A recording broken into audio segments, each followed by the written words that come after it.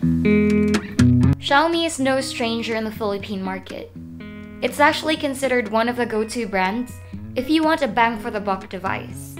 In fact, the company's devices have often been branded as God phones due to their competitive specs at unaffordable price tags.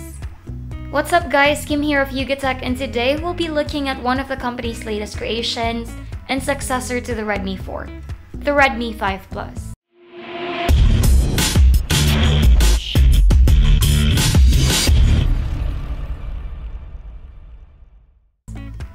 The Redmi 5 Plus has some changes in its design and construction compared to its predecessors. Most notable in its aspect ratio. It has an aluminum frame with a glass front and a pre-installed matte screen protector on top. Overall, it does still carry over the general looks of Xiaomi devices. In fact, the back of the device is so recognizable that you'll immediately notice it's a Mi device. Perhaps the reason why it looks so different is that its front has an uncanny resemblance to the Oppo F5. The matte screen protector though may not be to everyone's taste, and sometimes even affect general viewing experience. The phone itself is thin, light, and feels sturdy and solid enough. It also sits perfectly in your hands due to the rounded edges and relatively small footprint. We do have to give props to Xiaomi for making the back panel fingerprint and smudge resistant. While it's no longer needed to keep fingerprint and smudges away, there is an included silicone case for extra protection. The Redmi 5 Plus is equipped with a 5.99-inch Full HD Plus 18:9 aspect ratio display.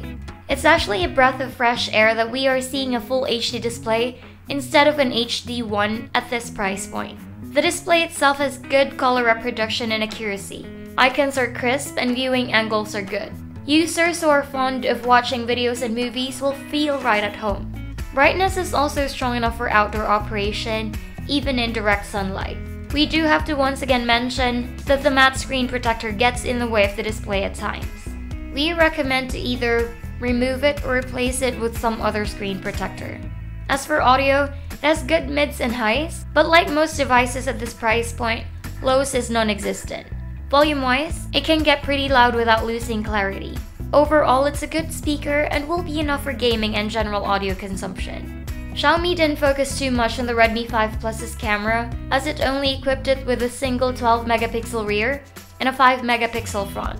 This is quite the oddball combination since we're already accustomed to seeing either dual rear or front nowadays.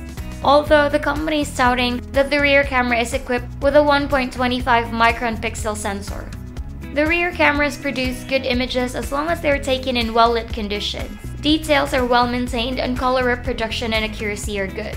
Macro shots also look nice and background blur is just about right. Low light shots, however, are quite disappointing as it now has noticeable noise and grain. Even with good performance in brightly lit conditions, it still falls short on being an exceptional camera. Either way, the 12-megapixel camera is more than enough for quick shots and daily use.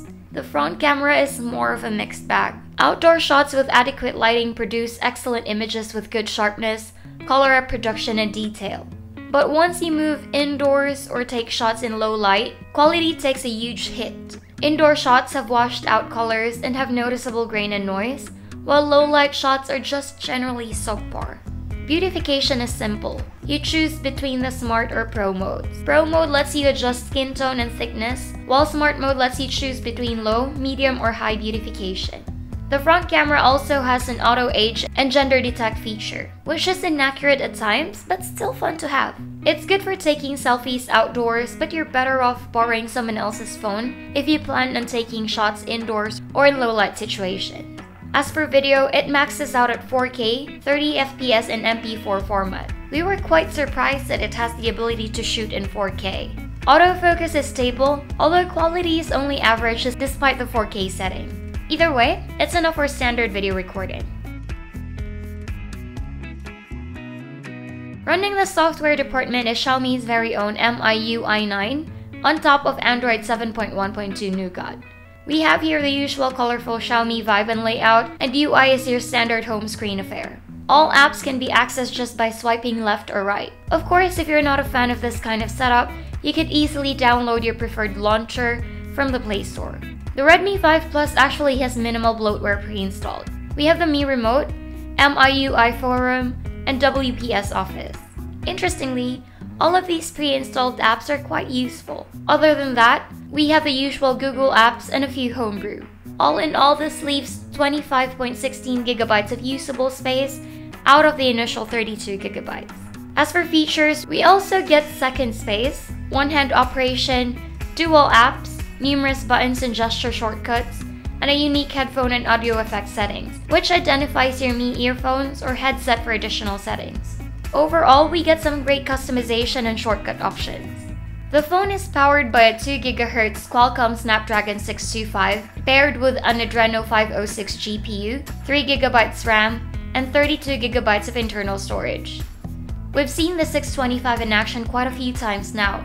It's even present in the previous generation Redmi Note 4X. Mundane tasks such as UI navigation, browsing, and application launching are a breeze. Multitasking is also quite possible thanks to the 3 GB of RAM. Although we did notice some lags when doing certain tasks such as transferring files or even gaming. As for gaming, the Adreno 506 is more than capable of running light to medium games like Candy Crush, Zombie Tsunami, and Mobile Legends smoothly. Heavier games though like Tekken, Asphalt 8 Airborne, and Iron Blade will suffer a few frame drops unless graphical settings are lowered. Either way, it's enough to provide a good gaming experience. One thing to take note of though is that the device heats up during prolonged gaming sessions, not to dangerous levels, but enough to make your hands sweat. The Redmi 5 is equipped with your basic connectivity features such as Bluetooth, Wi-Fi, OTG, and GPS. Signal reception is good as long as you're in a supported area and calls are crisp and clear. GPS is also functional and quite accurate. What's really surprising is the device's battery life. It lasts about a day or two in light to moderate usage, such as general browsing and social media consumption. Heavier tasks such as gaming and watching videos or multitasking, on the other hand, will bring the device life down to a day, which is still quite impressive. PC Mark battery test ranks the device at 15 hours and 25 minutes, while in our standard video loop test, which involves playing a full HD video in an airplane mode, at 50% brightness and volume with headset plugged in, it lasted a long 18 hours and 3 minutes. As for charge times, it takes about 2 hours for the device to fully charge from 0 to 100%. Xiaomi once again proves that good performance doesn't have to come at a heavy price. For a sub 10,000 peso device, the Redmi 5 Plus brings with it respectable performance, strong battery life, a good display, and a number of customization and shortcut options. The phone does have some caveats such as a subpar set of cameras and a very annoying matte screen protector. It's also worth noting that even though the Snapdragon 625 is still a very capable processor, newer and more powerful chipsets are already available in the market. Either way, at 9,800 pesos, the Redmi 5 Plus is still quite the contender. And that's a wrap! If you like this video, be sure to smash that thumbs up button, consider subscribing to our YouTube channel for more content, and don't forget to hit that bell icon to be updated on our latest uploads. Once again, this is Kim, and I hope to see you in the next one. Bye!